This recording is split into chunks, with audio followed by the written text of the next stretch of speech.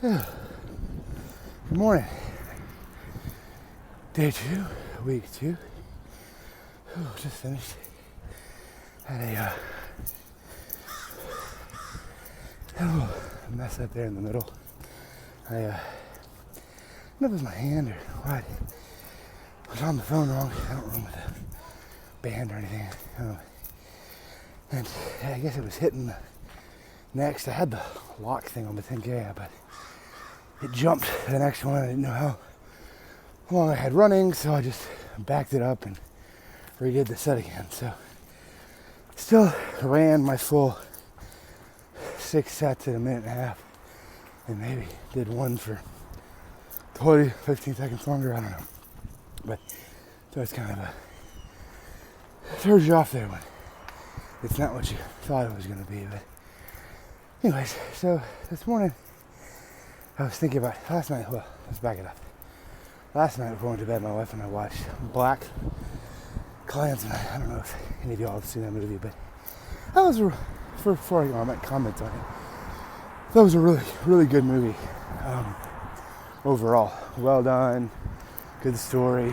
I'm sure Spike Lee, as all directors do, had to change certain aspects, but it seemed from what I read on Wikipedia very true to the actual story of what happened. Fascinating.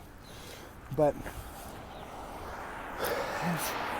what got me thinking about it was it's very clear that he was trying to send the message that the seeds of our current administration, the hate that seems to abound towards and maybe from our current administration, that those seeds were planted a long time ago and had been brewing, and the movie came out during the Charlottesville riots and kind of the heat of all that, and that was very, very clear throughout the movie. In fact, sometimes I think it was maybe a little too clear.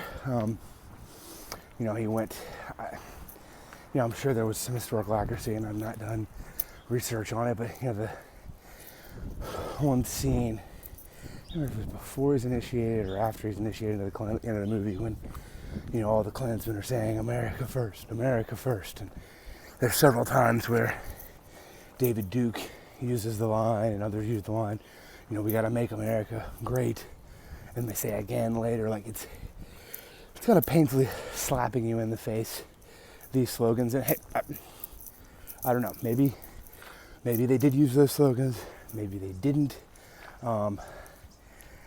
but it did get me thinking about racism in our current society and the extent we talk about racism. And actually the college black students, so I was going to make that comment as well, their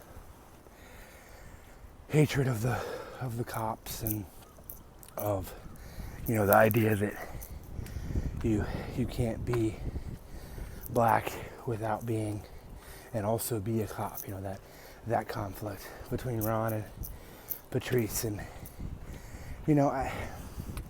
I've had this idea for a very long time, actually since I was a kid, that racism is not going to end, or it's not going to go away until we start interacting. And the way I always used to notice that as a kid was churches. You look at our churches, and there are mostly white churches and there are mostly black churches, and you don't see a lot of white people going to the historically African American churches, and you don't see a lot of black people typically, at least the very well upstanding Presbyterian churches that I go to, at Presbyterian churches. And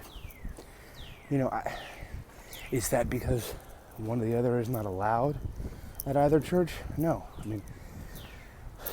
There's never been a policy in any church that I've been to that I know of that says black, we don't have overt segregation at the church, and we don't, but there is a